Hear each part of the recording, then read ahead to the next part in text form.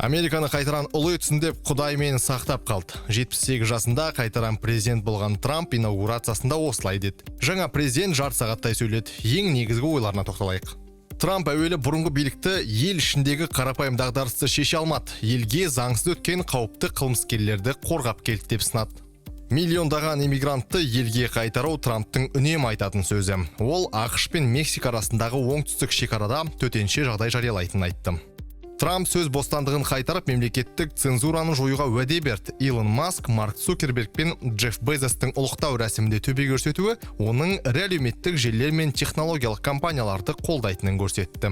Жаңа президент Америкада тек екі жыныс, еркек пен әйел ғана болатынын айтты. Трамп адамзат әлі көрмеген мықты әскер құру туралы айтып қалды. Десе де жаңа президентке біздің жетістігіміз біз қатыспайтын соғыспен өлшенбек деген ұран қаттырақ ұнайтын сияқты.